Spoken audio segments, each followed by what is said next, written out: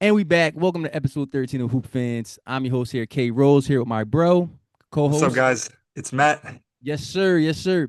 Yo, bro, let's get right to it. 2026 NBA Finals. As of this recording, game one is tomorrow night in San Antonio. The San Antonio Spurs host the New York Knicks for game one of the NBA Finals.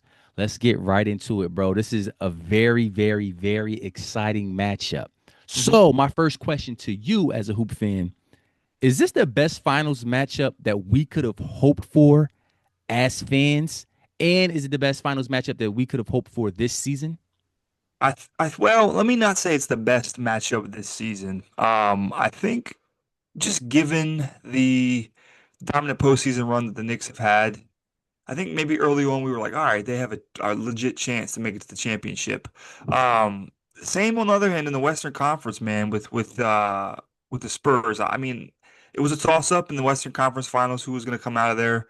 But I think given who we had, especially later on in the postseason, I think this is the best matchup as a hoops purist. I really Okay. do. Okay. So the best matchup as a Hughes purist. Okay. Yep. So I guess is another question with similar type of question, right? Hmm.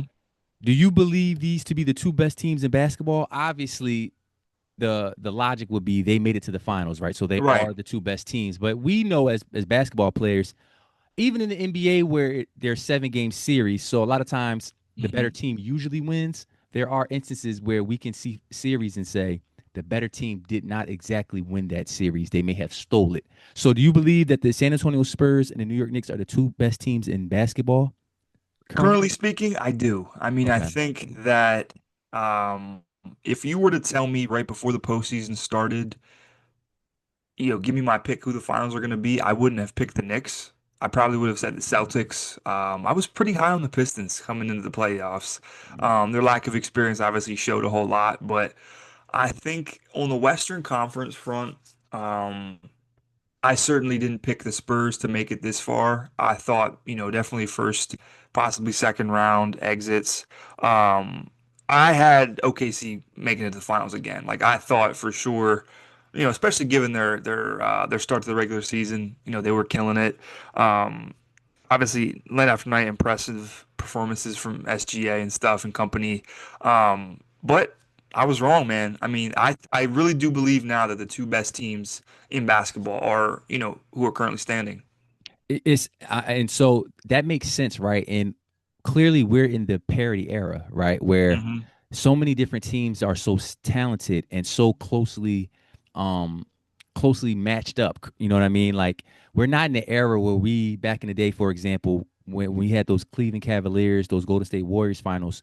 We pretty much knew that they were going to end up in the finals, barring any major injuries to their rosters, right? Hmm. This season, like you said, for you, you didn't really see the Knicks going all the way to the finals Not until, at all. the playoffs started. You didn't see the Yeah. Spurs going all the way to the finals till the playoffs started. For me, I think for most people, they would have said Oklahoma City was going to make it to the finals in the Western Conference. I've always been an Oklahoma City skeptic, so I didn't necessarily agree with that. I felt that Denver, the Spurs, after the matchups we saw against them in the regular season, Denver, because you can't really count out Jokic. I was rooting for my Lakers if we could catch a hot streak and avoid injury. We did one of those things. We caught a hot streak, but we did not avoid injury. So it was a couple of teams in the Western Conference, the Clippers, who had a nice little run in the regular season where I thought could challenge Oklahoma City. So I wasn't necessarily guaranteed for me that they would have made it. Um, Hmm. the New York Knicks, they always they were a contender for sure the entire year, right? I think the Eastern Conference was a little bit harder for me to judge and Hmm. gauge because it was just so much fluctuation in the regular season and in the playoffs. So for me, I would agree. I didn't know who was going to make the finals. I say all that to say that I really couldn't judge it either Hmm. way because we're in such a comparable era where a lot of teams are matching up very well against each other, right? So let's talk about it, right? So we have the San Antonio Spurs versus the New York Knicks. Hmm. Spurs have home court advantage. So game one is in San Antonio. Obviously, we're gonna hear the conversations about rest versus rust because we've Hmm. had two very different pathways to the finals when you look at the pathways for each of these teams. Let's start with the San Antonio Spurs. just coming off a 7 game series, a very, very, very entertaining 7 game series against Oklahoma City in the Western Conference Finals. The series before that, they had a pretty competitive, I believe, 6 game series with the Minnesota Timberwolves. Hmm. And the series before that, they did not sweep the Portland Trailblazers, right? I believe they went 5 games, right? I think it was 4-1. Yeah. But yeah, I think it was a gentleman's sweep, but Portland was still able to get a win off of them. And now we compare that to the New York Knicks, who have had one of the most dominant stretches in NBA history, NBA postseason history, right? Mhm. I have some stats for you, bro. They just finished the most dominant Eastern Conference run in history. That's Plus 19. insane. It's insane. Statistically, plus 19.4 net rating. And they've been sitting for 8 days because they swept the Cleveland Cavaliers in the Eastern Conference Finals. They swept the Philadelphia 76ers in the semis. And who did the Hawks actually took them to 6, I believe, in the first round, which was Yeah. pretty impressive for them, right? Surprising. Yeah. Surprising. Very surprising. So I say all this to say, with that background, 2 very different pathways. Uh, as a hooper and as a fan of NBA basketball, what do you think is more valuable? The rest going to such a high or a very important series, having the rest, Hmm. or having no rust, as the San Antonio Spurs won't have because they played more games and have played more recently. I think that the rest will prove early on. Yeah, I think the rest will prove early on to be more valuable early on. Mm. I think that if San Antonio catches on by that game two. Now, hopefully, it doesn't go 2-0, and San Antonio's in the hole. But if they can maybe split it 1-1, and then have obviously a little bit more time to regain a little bit more rest, I don't think going into it, San Antonio is going to have any leverage or any upper hand, just because they literally just gonna have a dogfight. That probably, it definitely beat them up a little bit, took their wind a little bit. So I definitely think that the rest is a more um, you know, advantage coming into the series, definitely for New York early on. Interesting, interesting. You say that, and are you when you say that San Antonio won't have any advantages going into the series? Are you excluding home court advantage because they will have home court, so that will be important? Well, Are you just yeah, referring to the rust versus rest? just the rust versus rest. I I got definitely you. forgot about home court advantage because I that's got you. that's I That's mean, you important. get the home crowd rocking, you get, that on your side, that energy, that's huge. And that can pose as a way to get you revitalized and revamped a little bit. But I just think, obviously your legs, and just timeline of rest is so big that sometimes home court advantage maybe doesn't prove to be as big as it is. Okay. Okay. See, I'm on the completely opposite spectrum Hmm. of that, right? I Hmm. believe uh having a lack of rust is much more valuable going into these series, especially a series like the finals, right? Especially when you have home court Hmm. advantage, right? Because not only will they swept the New York Knicks, they swept the Cleveland Cavaliers, correct? So they're going to Hmm. be coming into this series possibly, like I said, with 8 days of rest. So they may not be in a rhythm to start game one, right? It's Which is true. very important, especially on the road, Hmm. because I know for sure the San Antonio coaching staff is going to be preparing their guys to get out on the Knicks early, right? Take Hmm. advantage of a possible lack of rhythm and the fact that you're going to have role players who may be a little jittery on the road against an opposing crowd, right? If we can jump out on them in the first quarter, punch them first, it may prove very difficult for the Knicks to overcome that over the Hmm. game, right? So I'm of the belief that the fact that San Antonio just came out of a grueling 7 game series, right, where it was so much competitive energy that had to be thrust forward, I feel like they'll be able to carry that forward into game one of the finals, and I Hmm. think that will be to their advantage at home. So that's interesting, right? So as players, right, because we play ball and we're fans of the game, let's real quickly let's talk about AAU when we grew up playing ball. Did you feel better going into AAU games when you had played, let's say, 2 games in the last 3 hours, 4 hours prior to, let's say, the game you're going Hmm. into? Or did you feel better as the team that maybe watched your competitor the last 2, 3 hours and you guys was able to go get lunch and chill and relax going into the championship? Like what was the advantage there? Well, when you compare it like that, definitely when you have to go actually do things, on a AAU weekend, you have time, you go eat, you have a couple hours, and you got to come back and play.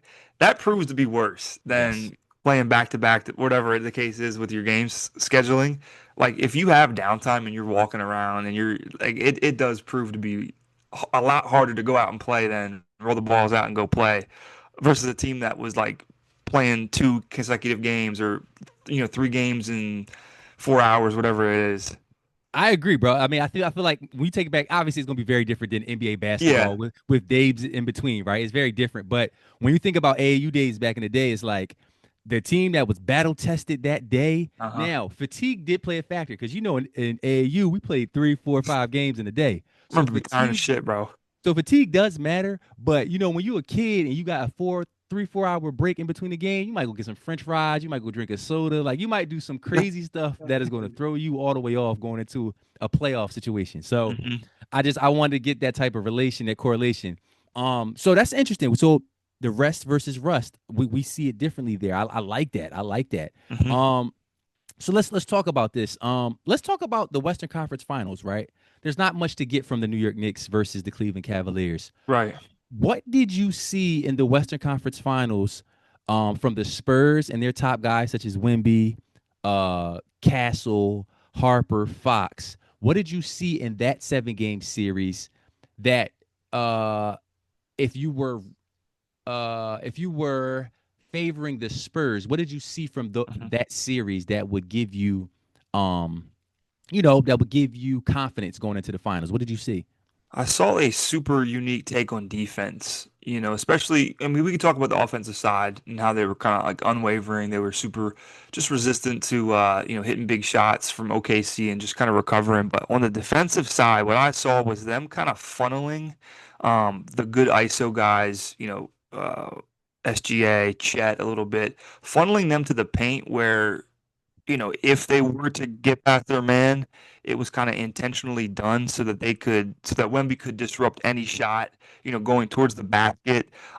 It worked a lot of times. Now, I did see, quite a few times where SGA did break free, get to the kind of go baseline, hitting mid-range fadeaways, and he did have some consistent luck, getting to the rim at points, especially when Wemby wasn't in there. But I saw a really,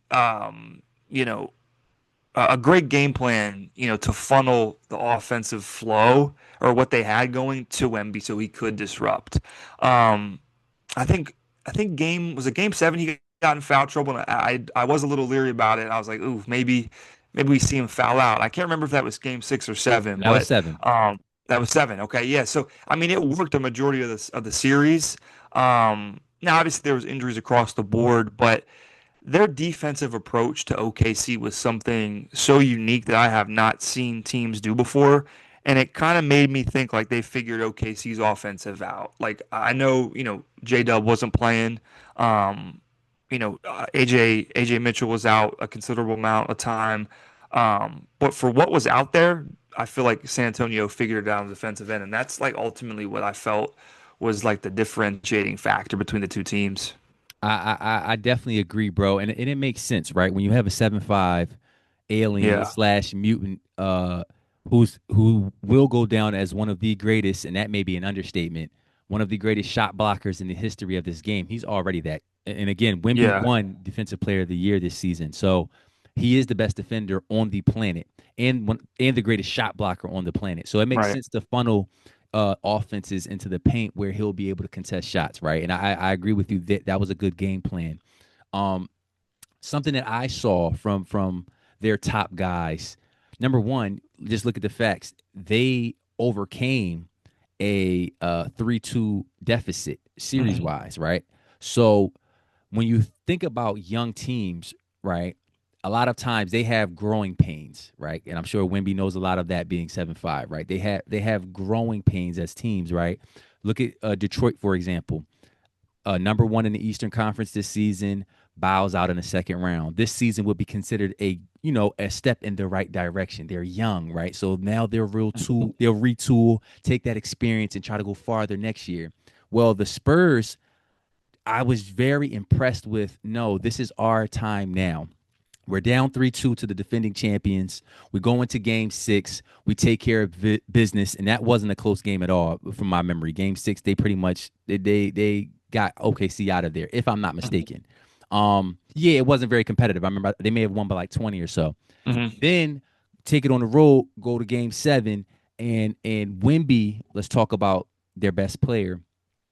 Wemby just set the tone, like you said, defensively, but also Mhm. offensively. And I was very encouraged with how confident he was with his perimeter game.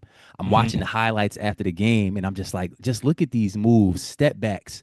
His jump shot was hitting from outside, right? So he's hitting 3 pointers, hitting step backs. He's handling the basketball. He had Hardenstein guarded him, quick little tween cross right to the basket, right? And when he gets into his Kevin Durant bag where he's playing on a perimeter, hitting 3 pointers, and is just very confident with his game, attacking the slower big men, Mhm. he's truly unguardable because he's going to get the easy stuff, right? He should get the easy stuff, the putbacks, the offensive rebounds, the dump offs when the guards attack the lane, Castle and Harper. He should get those every game. So when his perimeter game is working, he's unguardable.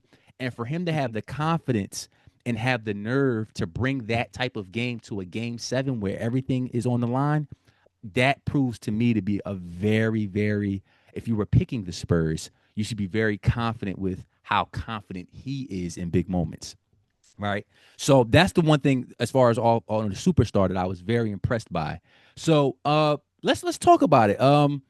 That's one thing that I saw that I thought was very, very impressive, right? On the flip side, if you are someone that is favoring the Knicks this series, what have we seen or what did you see from them that would give you confidence going into this series? And this is not we haven't given our picks yet, but if you Right. were someone, what did you see from them in their pathway? I have a hard time envisioning them in a world where they can beat San Antonio in the finals. And the only way that I feel like they beat them is, obviously their defense has to be A1 at all points. Which it can be like that. There is a way in which their defense will be locked in. They have bigger guys across the board. Like aside from Wemby, I think their starting lineup is a little bit not taller, but a little bit. They got a little bit more size. You know what I mean? Um, Absolutely. I think their bench is very sneaky deep as well, and they have shooters everywhere. So I think if they don't have to play a perfect game. They got to play a tactical game. Their defense has to be on point. I don't expect a lot of like offensive efficiency from Brunson in this series because I think that the guards once San Antonio kind of neutralized his game a lot. They're a lot bigger than him. So he's going to have to find a way to be efficient if he can. I think Cat is going to have to score a lot. Um, I think guys like Mikal Bridges, he has to continue his postseason of efficiency and shooting the ball. And OG, bro, I think OG has to step up on the offensive end a little bit more too. Absolutely. And so so based on how you just responded, I'm not gonna lie. I we're gonna give our picks at the end of this episode, but I Uh, already know where you're leaning, right? Because I'm like, if you were a confident fan, what did you see? And you like, they gotta do this, they gotta do that, they gotta do this. So I I don't feel like confident at all. yeah, you can't even be a confident fan. That's how not confident you are. Um, and I get that, right? So if I was favoring the Knicks, right, what did I see from their path so far in the postseason? That would give me confidence going into the finals. Number one, we just stated a few minutes ago, they're on the most dominant postseason run in Eastern Conference Right. history, right? So they're like I said, plus 19.4 offensive rating. Um, they swept the last two series.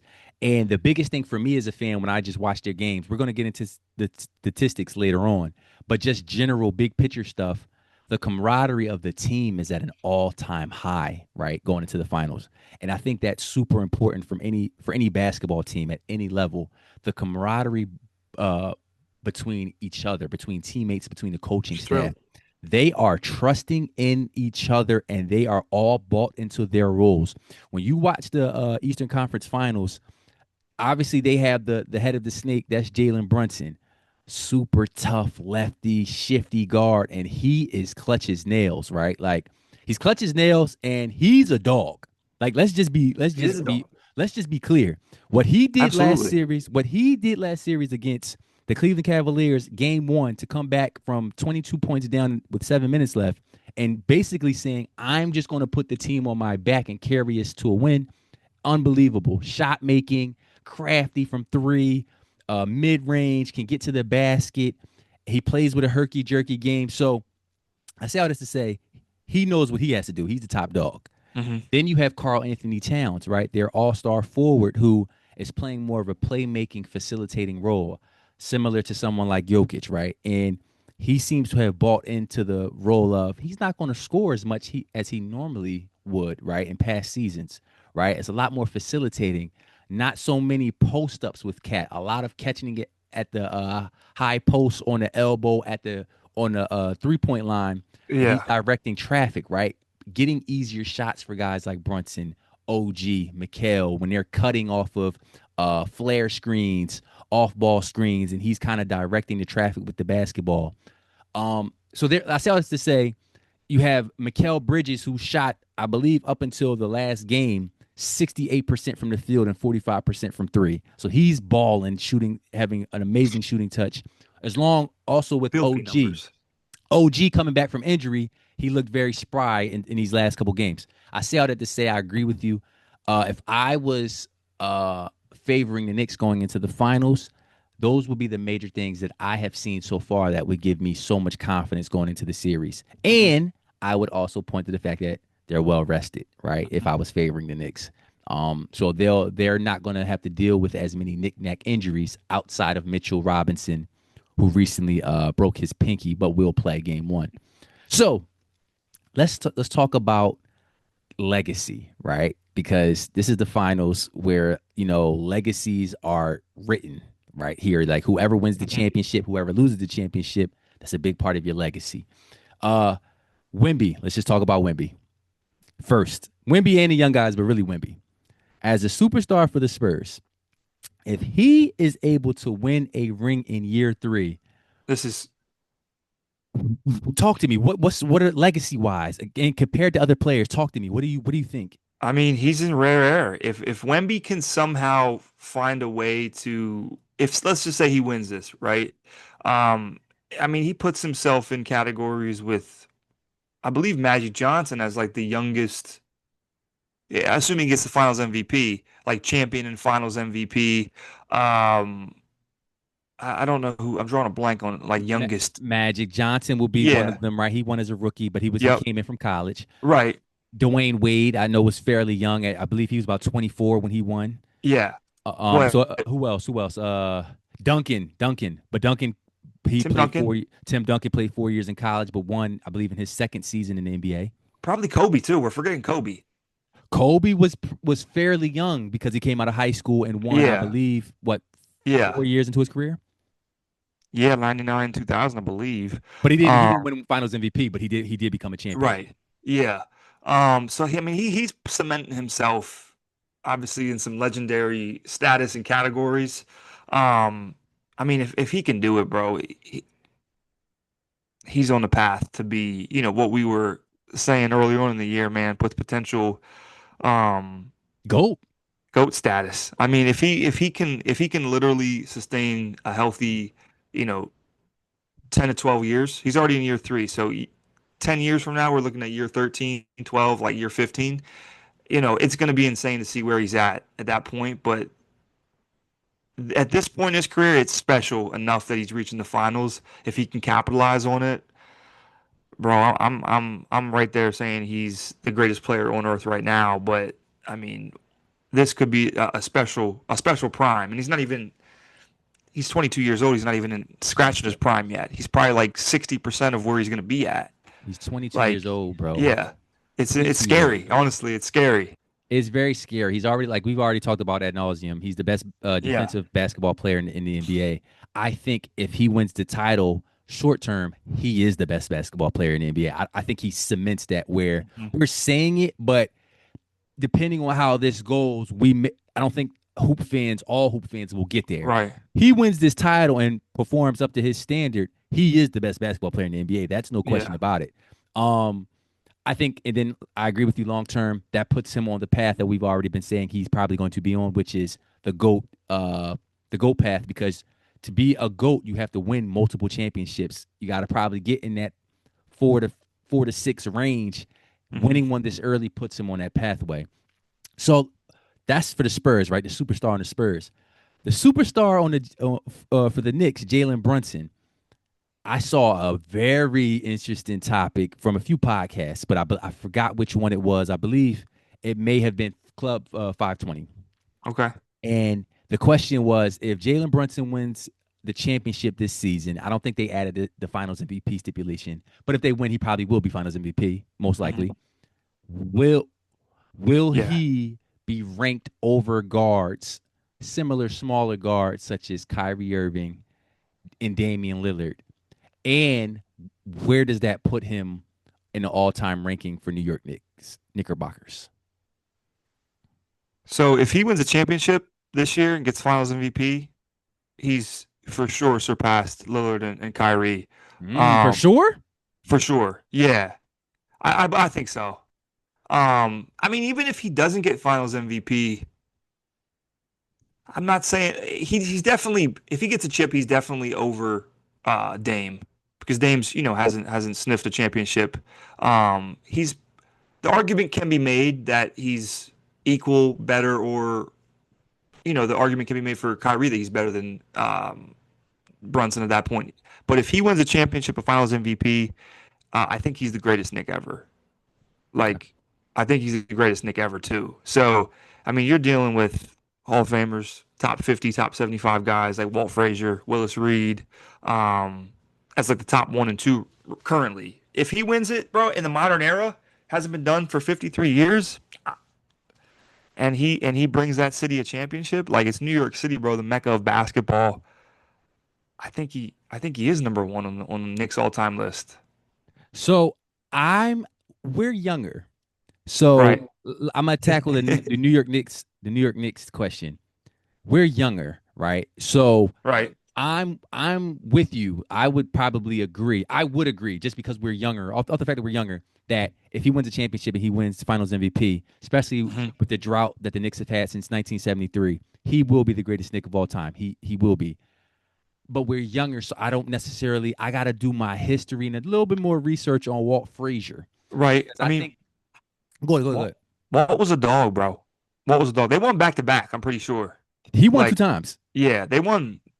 So I think it's one of those things, right, where it just kind of similarity wise, you think about like when LeBron passed Kareem, right? Kareem for points. Kareem obviously held that for however many years. Accolades, resume wise, he might have a better resume than LeBron, but nobody says Kareem's better than LeBron. So, Well, we can't say nobody.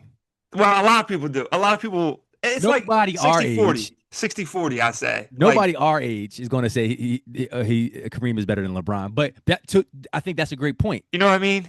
I think that's a great point because Yeah. anybody born in the 80s, maybe not 80s, anybody born late 90s Hmm. forward, you're not going to say Kareem is better than LeBron James. But Right, you right, right. will find a lot of people who were older than us, the older generations, who will because of that resume and because they saw Kareem. Similarly, the Hmm. one thing I will say that's a little different when you do your research, Clyde didn't, or excuse me, Walt didn't win Finals MVP. Willis Reed won the MVPs for both of those championships. So if So that's Jalen huge. Brunson, so that's a huge factor in the debate. If Jalen gets one of these chips in the modern era Hmm. and is the Finals MVP, I think that alone is going to vault him over Walt. Right now, when as far as my answer in terms of comparing him to similar smaller guards like Kyrie or Dame, I think there's no question. He wins a championship, he's over Dame, right? Just the fact that he won a championship and he was the main guy on the team, the main superstar to lead his team to do so. Hmm. He has to be over Dame because Dame has not won a championship. When you compare him to Kyrie, it's a lot closer. It's a lot closer because Kyrie was such a pivotal figure for that Cleveland Cavaliers 2016 championship. Hit the game-winning field goal in Game Yeah. 7 to get the championship, Yeah. but he wasn't Finals MVP. He wasn't the Finals And he wasn't the MVP. best player on the Cleveland Cavaliers in that postseason or that series, right? He had amazing nuclear those last three games. He went crazy, but LeBron James was the best Cleveland Cavalier in that series. Hmm. So I think with that being said, Jalen would also vault him in terms of, a smaller guard, scoring guard in the modern era. So yeah, bro, I think I'm in agreement with you in terms of he will be the greatest New York Knick if he's able to win the championship and gain the Finals MVP award. I also believe if he does those things, uh, he should be ranked higher. That's kind of tough, but yeah, he should be ranked higher than Kyrie Irving or for It's sure super tough. Damian Lillard. It's very tough. I'm not gonna lie. The Kyrie one I'm going back and forth on, but Damian Lillard, I think he will have surpassed Damian Lillard. So we got the legacies on the line for the top two guys for each team, right? I feel like the rest of the team. I do want to speak a little bit about Cat from the Knicks. I do think he has a lot to gain. Like, you know what? This is a different point that I just thought about. I think on the New York Knicks, Karl-Anthony Towns has the most to gain from a championship. Right. I think he has the most to gain. Obviously, I know the narrative about the small guard leading a team to a championship, right? And that's a big deal for Jalen Brunson if he's able to succeed. But for me, in terms of how we look at Cat as hoop fans, Hmm.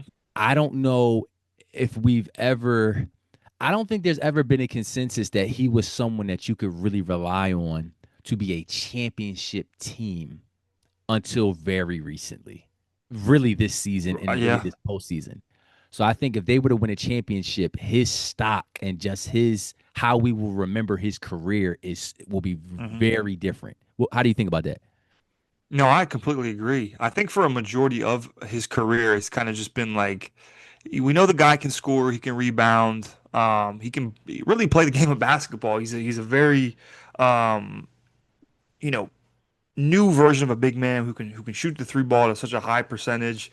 Um, he can play defense a little bit, block some shots, but his numbers were a little bit skewed because he was in Minnesota. They had a lack of postseason, appearances, and just they weren't playing winning basketball, right? Um, For most of his career. Now for he most of his career, they yeah, had they had a Western, or excuse me, yeah, a Western Conference run with Anthony Edwards yeah.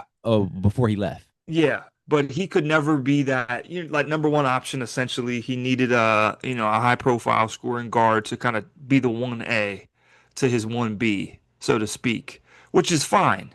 Um, but when he came to New York, obviously last year and this year, we're really seeing him, kind of take a back seat scoring wise. I know his playmaking has upped a little bit more, just kind of passing the ball, but dude, a championship for his career arguably sets him up as a Hall of Famer. I mean, you know, six-time All-Star, three-time All-NBA, and a champion, plus his individual accolades. This probably cements him as a Hall of Famer at some point. Um, I don't even think it's a probably. I think he's a guaranteed. I think based on how the NBA Hall of Fame goes, he's a Hall of mhm, Famer now. But if mhm, he were to win a championship, there's no question he's a mhm. first ballot Hall of Famer with those accolades you just named. Does this put him? Because what do we classify him as? A center or a power forward? He's a power forward. He's a power forward. He plays Power the four forward. for the Knicks now. He's played the four for the Minnesota Timberwolves for most of his career. Yeah. He's a power forward. Do you think? I mean, without a championship, he's probably criminally underrated in terms of a top power forward of all time. What does a championship do for him? I think in terms of the rankings of the bigs, it puts him in a it's interesting. And that's where it's weird evaluating the modern guys today in all-time rankings because it's just everything is so different in terms of there's a lot more different Yeah, I franchises agree. winning. There's a lot more championships being thrown around to different guys, right? So it's like, where do we put them? How do you rank him against a KG or a Tim Duncan Mhm. or? But I think if he wins a championship, do you put him over? You ain't gonna put him over Rasheed Wallace automatically, right? Like he's like in that vein, right? Yeah, I believe he may be better than Rasheed, but or better, he has better stats than Rashid, better numbers. I say yeah. this: he has the most to gain from a championship, especially from someone like me who I respect his skill. He has a lot of skill, and I do believe he's one of the greatest shooting big men, arguably the greatest shooting big men of all time. Mhm. I understand that, but his IQ for the game sometimes is where I question, right? Like just dumb fouls at times, poor defense at times. didn't always seem to be Hmm. the most conditioned athlete for some of his career. That has changed recently, but he didn't always seem like he was in the best shape at times. So he's done a complete 180 with a lot of those things this season in the past seasons. And Hmm. I think he has a lot to gain. So let's talk about it statistically. Let's talk about the matchup statistically, right? So I did some research and I watched the games. Obviously, the San Antonio Spurs and the Knicks, they played each other in the NBA Cup. He The New did. York Knicks defeated them in the NBA Cup. I believe that was on December 16th, 2025. The Knicks beat them 124 to 113. When I went and looked at the Hmm. highlights just to refresh my memory from that game, I remembered that Wemby didn't even start, right? So that particular game, when I looked at the San Antonio Spurs starters, Harrison Barnes started the game, Luke Cornett started the game, and Wemby came off the bench because the Spurs were, I believe, bringing him back slowly from injury, right? Hmm. So that game was kind of a wash, and it was back in December, so it's not much you can gain from it, in my opinion. They played each other two more times. They played each other December 31st, 2025. The Spurs won a shootout, 134 132, in overtime, I believe. Champagny hit 11 3-pointers. And they played in New York on March 1st, 2026. The Knicks defeated them 114, the Spurs, to 89. Hmm. So the Knicks have a 2-1 series lead in the regular season. And a lot of Knicks fans are looking to that as proof that the Knicks have handled the Spurs pretty decently and well for the regular season. They've handled them. How do you feel their regular season? Does it reflect anything on the upcoming series? Yeah, I mean, I think you have to have it in the back of your mind. It's like, any kind of hoop analogy you want to when you want to utilize in any game scenario, you lose two games to somebody, they have the upper hand, Mentally.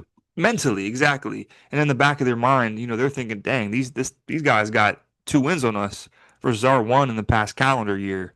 Um, so I do think it's a different climate, different scene when it comes to the finals. I mean, this is the highest point of basketball. You can say what you will. You can say that goes out the window, or you can say you got to take it into account mentally. I think it definitely is a factor, but you got to kind of wipe a clean slate and start fresh when it comes to the finals. That's absolutely true. I agree. Regular season is not the same as the postseason, right? Hmm. These teams, in theory, I think we're seeing it with the Knicks with the explosive run they've gone on. They're a better team than what they were on March 1st when they last played. The Spurs, they have gone through extremely difficult tests since that March 1st game, which has helped them improve as a team and probably brought their team, not no, probably has brought their team together more positively chemistry wise, right? So we're looking at different teams since that last game.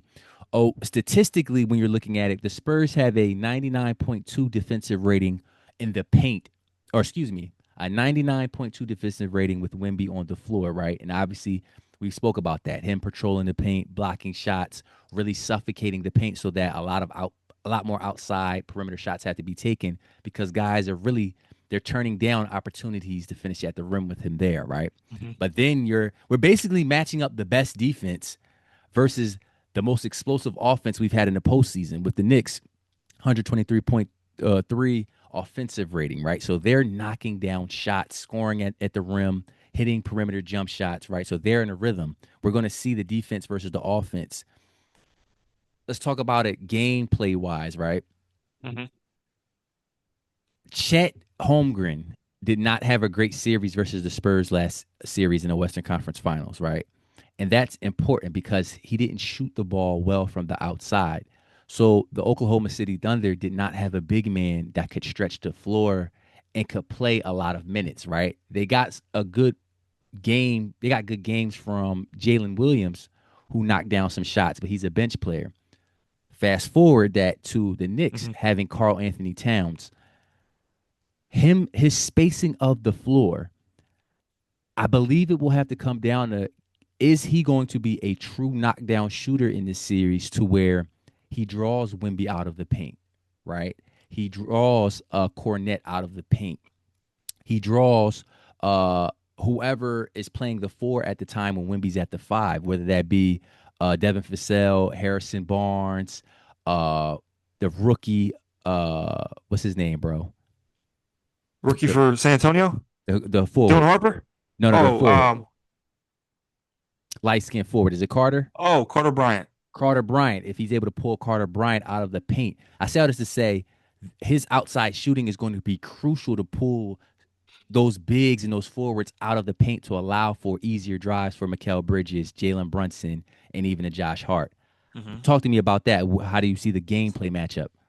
Well, yeah, I mean, to your point, they do have a huge advantage if they're pulling Wemby out or pulling Cornette out, for the long ball. And if Cat can hit that at a high clip, I think it opens up everything, especially for like really good rebounding wings. If they're crashing the boards, you know what I mean? And Josh Hart's a rebound hound at 6'4", 6'5", whatever he is. OG can crash the boards. So it adds another element to their game, you know what I mean? So it's just, and then if they're hitting, because they can hit, Josh Hart can hit threes if he's open, and if you're giving that to him, if your game plan is to just kind of let him shoot, um, I think he's going to make you pay for that. OG, you cannot leave him open. He's a pretty good three-point shooter. Knockdown. Um, so yeah, brother, I think it opens up a different can of worms if you do come out to Cat and kind of close out to him. If he's missing, the Knicks have an advantage with their really good rebounding wings and guards. So that could pose problems, I could see. They might have their hands full now that I'm thinking about it. Now that we're kind of breaking it down a little bit deeper, they may have their hands full. They're going to have their hands full. When Yeah. we talk it out and you actually visualize it, Yeah. the perimeter shooting of the Knicks is crucial because, like Yeah. you said, bro, and you bring up a great point. Their offensive rebounding, if Yeah. Wemby comes out of the paint, if Cornette comes out of the paint, if Harrison Barnes has to close out to not only Mikal OG but also to Cat, what that does for Mitchell Robinson, who is on the glass heavy. He's a Yeah. workhorse down there, and he's a big man. Wemby's 7'5". Hmm.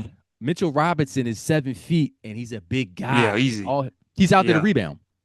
Right. He's out there to get extra possessions for the Knicks. So when you think about it in that sense, they will have their work cut out for them in terms of boxing out and rebounding and closing out hard to shooters. Um, so for the Knicks, that's a plus for them. That's something they can try to hang their hat on. If Hmm. we can get Jalen Brunson into the paint, if we can get Karl-Anthony Towns coming down in transition, having a Wemby, having a slower Cornette closing out on him, you know how he loves that pump fake drive by you to the basket. If that collapses the paint and those kickouts to Mikal in the corner, to OG in the corner, who's a sniper, to Jalen Brunson, who's going to knock down shots from the wing, to Josh Hmm. Hart, who's feeling good game 3, game 4 at home, and he's hit a couple. That's going to be huge, and that's going to be something that the Spurs are going to have to contend to. In my opinion, on the flip side, the Spurs have De'Aaron Fox, Stephon Castle, and Dylan Harper. We haven't talked about them much this episode, so let's speak on them. 3 attacking guards who are very dynamic off the dribble, can get into the paint, and all of them outside of De'Aaron Fox, who hasn't been shooting well, both Harper and Castle have been hitting Hmm. close to 40% of their three-pointers. So they're dynamic, athletic guards. Where I see the Knicks having their work cut out for them is, can they stay in front of them? They have the Hmm. size, right, to be physical Yeah. with them, but can they move their feet? Jalen Brunson, Mikal Bridges, to guard these pit bulls. What do you think about that? I definitely think they can guard him. I definitely do. I think they might be able to bump Mikal Bridges a little bit just because he's a little bit of lighter frame guy, but he's got the length to disrupt. And he's like a greyhound, dude. He's in the passing as he can get steals. He is disruptive. If he gets a hand on it, he's probably going to get the ball. He can block some shots on the back end. I definitely think that they can defend. I do. I think it's like you're going to have to find ways to cancel each other out because they're very, like I said. Now that we're breaking it down, they are equal in more ways than I had thought. Mm-hmm. Um, I'm going to be interested to see if they go double big lineups at any point. The Can you Knicks. imagine? Yeah, Luke Cornett and Wemby versus Mitchell Robinson and So you're Cat. saying the Spurs, will they go double big? Yeah, yeah, like I don't that'd be a huge. know. There'd I be clogging can't. the paint. That would be different. I don't see it because we haven't seen that lineup at all. I don't think this postseason. But I also, if I was the Spurs, if I'm Mitch, I would be nervous about any switches that would happen with Mitchell Robinson setting a ball screen for Jalen Brunson and a switch having to occur where Cornette is guarding Jalen Brunson out on the perimeter. Oh That's yeah. that's barbecue chicken. That's that meme of Shannon, is it Shannon Sharp? Shannon Sharp poking at his food, eating the food, or my man, the social media boy Rennie opening the microwave and dancing before his food. That's what Jalen Brunson is going to see if Cornette ever is on a switch with him.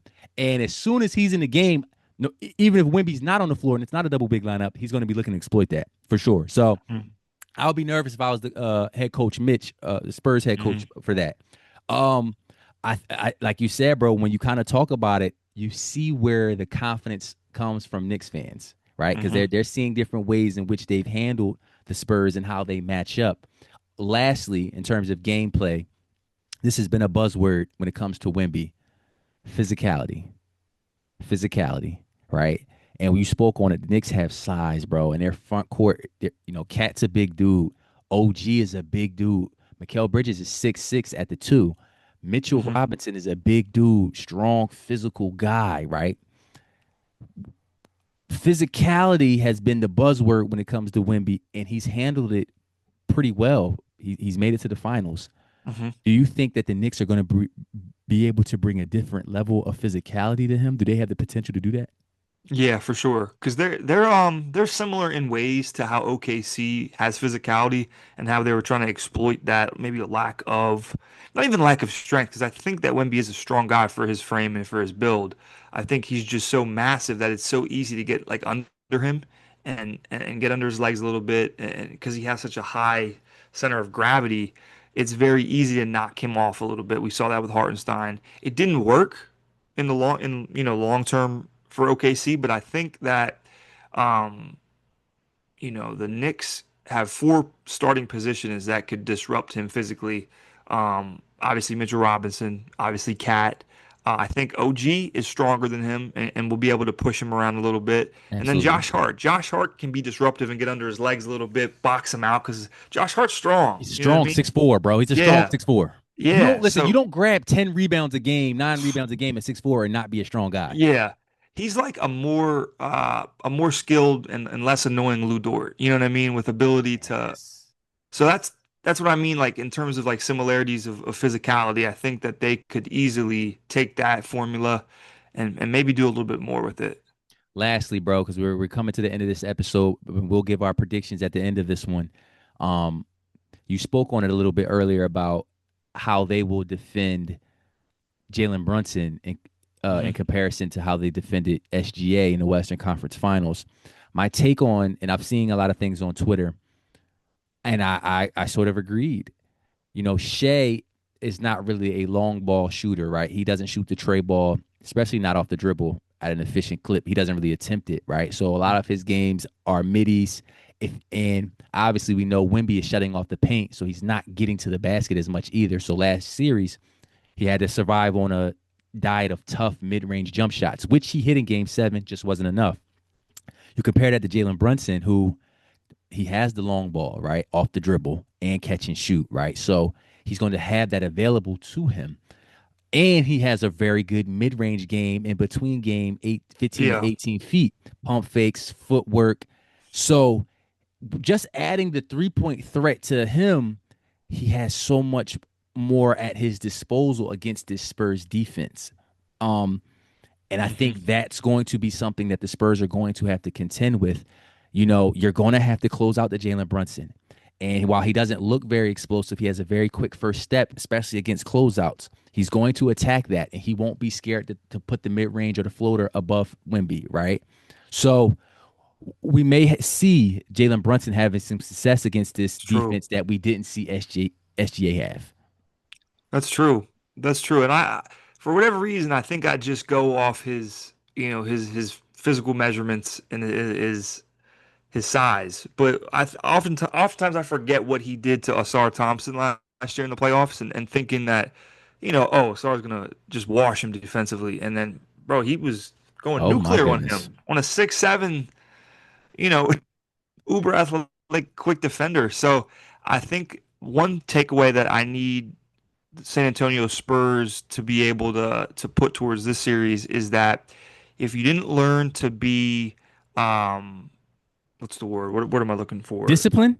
Discipline. Thank you. If you didn't learn to be disciplined against Shea, you have to learn with Brunson in this series because you're gonna have to be just as disciplined, if not more, because he's got so many tricks and tools in his wheelhouse and in his toolbox to use against you. So, all those pump fakes that Shea was doing, you're gonna see the same amount with Brunson, but he presents that long ball. So it's like It's added, right? You it's have more to added. cover. You have more space to guard. And Yes. obviously the Spurs are equipped. Stephon Castle, we haven't spoke about him much this episode, unfortunately, but heck of an on-ball defender, one of the best on-ball defenders in this postseason and in the NBA period. He's a Hmm. dog, and he Hmm. takes pleasure in guarding the offensive threat, perimeter threat for other teams, right? He moves his feet, he's physical, he's tough. I love Stephon Castle. Dylan Harper does a good job staying in front of the basketball. They have Carter Bryant, whose goal in the NBA is to become the best defender or the second best defender outside of Wemby, right? So they have guys that can move their feet and present some challenge for Jalen Brunson. I totally agree with you, bro. He has all the tricks of the trade similar to SGA, the pump fakes. He'll if your arm is low, he's going to wrap your arm and then attempt the jump shot to get the foul. He's going to flail when he feels any little bit of contact, that little head flail to get the refs on his side. And that may prove to be a challenge in Madison Square Garden when they have home court and the refs are kind of favoring the Knicks, possibly, right? Hmm. Right. So, all that to say, lastly, they're going to have to contend with this insane Madison Square Garden crowd who have not seen a finals appearance for these Man. Knicks in 20, what is it, 26, 27 years, bro? Like Hmm. 26 years. Yeah. Yep. They're going to be a madhouse in there. And the young guys of the Spurs are going to have to continue to not be rattled like they were how they presented themselves against OKC against their home crowd. So amazing matchup, bro. Let's get to it. Let's get to it. Let's get to it. One word answer before we do that. Okay. X factor for each team. Role player. One we ain't gotta explain it, just who you believe. San Antonio, For Devin San Antonio Vassell. first. Devin Vassell for the Knicks. Yep. OG. For me, De'Aaron Fox for the Spurs. I think he has to have a great series. I think he has to present another offensive threat. And for the Yeah. Knicks, I'm gonna go Josh Hart because he's gonna be Ooh. left wide open. He is. He will. So let's get to it to end the episode. I think this has probably been, to me, our best episode we've ever done. I, yeah. Possibly, potentially. Episode 13. Let's give our predictions. Who do you have winning the finals and in how many games, bro? Knicks. No, wait, I'm sorry. San Antonio. I was about to say, wow, you changed your Ah! opinion. I thought you was going Spurs. Okay. Bro, what was the meme? He's like, no, no, no, no. I was like, yeah, I was like, wow, he really did change his opinion. Okay. So who you got? I got San Antonio in 6. San Antonio in 6. Yep. San Antonio Spurs and Knicks for Matt. I have the San Antonio Spurs in 6 for me as well. Let's I think they go. win in 6 games, bro. I think He Wemby does it. I think he cements his position as best player in the league with this chip, and we see the start of an amazing, even though he's already started Yeah. very well, an amazing career. Um, Bro, I'm so excited. Wednesday can't get here any faster. Listen, man, listen. As of this recording, Game One, San Antonio on Wednesday night. This is episode 13 of Hoop Fans. I'm K Rose, It's your boy Matt. and we out.